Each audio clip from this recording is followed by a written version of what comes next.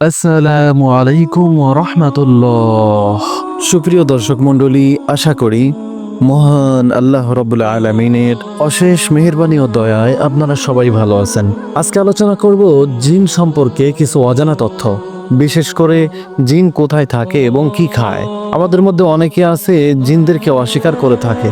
কোনো ব্যক্তি যদি জিন জাতিকে অস্বীকার করে তাহলে সেই ব্যক্তির ঈমান থাকবে না, কেননা পবিত্র কোরআনে জিন জাতি নিয়ে একটি সূরা রয়েছে যার নাম সূরা জিন, এবং পবিত্র কোরআনের সর্বশেষ আয়াতের সর্বশেষ কথায় জিনদের কথা বলা হয়েছে, মিনাল জিন্নাতি ওয়ান নাস, যে আয়াতের অর্থ হলো হে রব, তোমার কাছে জিন জাতির থেকেও আশ্রয় চাই। জিনরা আমাদের আগে এই পৃথিবীতে ছিল। জিনেরা বিভিন্ন মারামারি ফিতনা সৃষ্টি করত, তাই জিনদের বিভিন্ন সাগর, দ্বীপ এবং বন জঙ্গলে বিতাড়িত করে দেওয়া হয়েছে। আল্লাহ পাক বলেছেন, মানুষের আগে আমি জিনদেরকে খাঁটি আগুন দ্বারা সৃষ্টি করেছি। জিন অদৃশ্যমান একটি জাতি, আমরা জিনদের সরাসরি দেখতে পারি না। তারা যদি বিভিন্ন পশু পাখির রূপে আসে তাহলে আমরা দেখতে পাই, এবং নেকড়ে বাঘ জিনদেরকে খেয়ে ফেলে।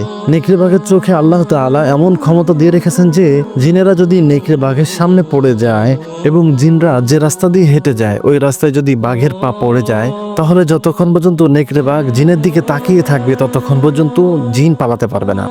এবার সে যতই ছোটাছুটি করুক, বাঘ তাকে খেয়ে ফেলবে।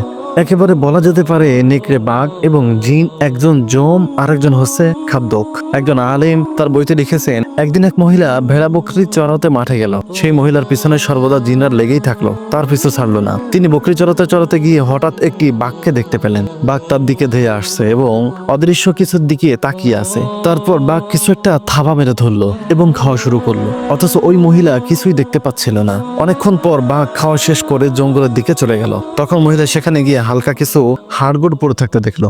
জিন মানুষের আগে এই দুনিয়াতে এসেছে এবং আল্লাহ পাক তাদের অনেক ক্ষমতা দিয়েছেন। বর্তমানে দাজ্জাল বিশ্ব দখল করার চেষ্টা করছে চারটি বিষয়ের উপর: 1 জনবল, 2 অর্থবল, 3 জিন, 4 হচ্ছে নারী।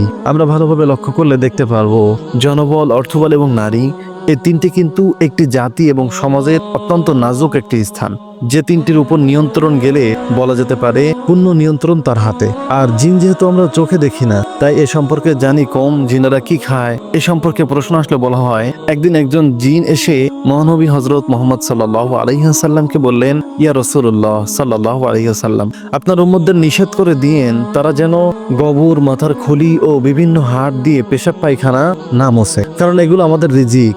নবী সাল্লাল্লাহু আলাইহি ওয়াসাল্লাম বললেন, কোন মানুষ যদি পশু পাখির গোশত খাওয়ার সময় বিসমিল্লাহ বলে উহা আহার করে এবং খাবার শেষে হাড়টি ফেলে দেয়, যদি তোমরা কখনো উক্ত হাড়ের পাশ দিয়ে যাও, তৎক্ষণাৎ উক্ত হাড় পুনরায় মাংসে পরিণত হবে। এই কথাটি আল্লাহর রাসূল সাল্লাল্লাহু আলাইহি ওয়াসাল্লাম জিনদের বলেছিলেন। সুতরাং আমাদের বিসমিল্লাহ পড়ে খাওয়া মাংসের হাড় তাদের নিকট পুনরায় মাংসে পরিণত হয়। সুবহানাল্লাহ। এবং উহা খেয়ে তারা বেঁচে থাকে। আল্লাহ রাব্বুল আলামিন আমাদের খাবারের সময় প্রত্যেকটি ভাইকে বিসমিল্লাহ পড়ে খাবারের তৌফিক দান করুক, কেননা আমাদের উচ্ছিষ্ট মাছের কাটা বা হাড় এই সকল কিছুই ভালো নামাজি জিন জাতির জন্য খাদ্য হয়ে থাকে। যারা রাসূল সাল্লাল্লাহু আলাইহি ওয়াসাল্লামের সংস্পর্শে ছিল তারা তাদের জানোয়াররা গোবর খেয়ে বেঁচে থাকতো। আল্লাহ রাব্বুল আলামিন আমাদের বেশি বেশি নেক আমল করার তৌফিক দান করুক। আমিন।